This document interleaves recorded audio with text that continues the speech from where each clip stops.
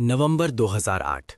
मुंबई की चमकती रातें, समंदर की ठंडी हवा और शहर की वही भागती दौड़ती जिंदगी।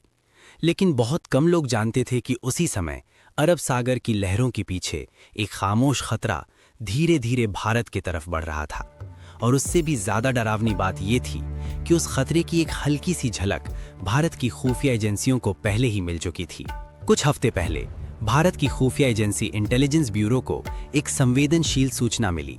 रिपोर्ट में कहा गया था कि पाकिस्तान से जुड़े कुछ आतंकवादी समुद्र के रास्ते भारत में घुसने की योजना बना रहे हैं। उनका लक्ष्य मुंबई।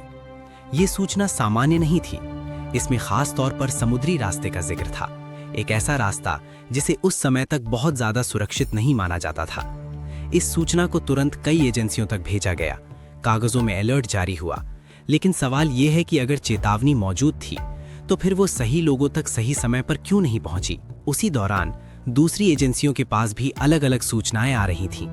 किसी ने कहा कि कुछ संदिग्ध लोग समुद्र में एक भारतीय नाव का इस्तेमाल कर सकते हैं। किसी ने बताया कि मुंबई के बड़े होटल और भीड़-भाड़ वाली जगहें संभावित निशाने हो सकती हैं। मगर इन सूचनाओं के बीच एक चीज गायब थी, स्पष्ट समन्वय।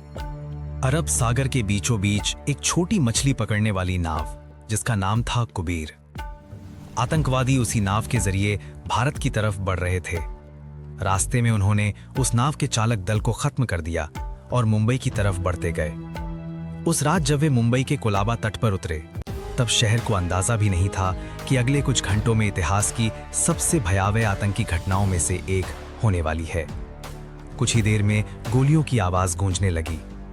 Taj Mahal palace hotel, Oberoi Trident hotel, Chhatrapati Shivaji terminus. Terror panic breach at CST station. Evacuate immediately.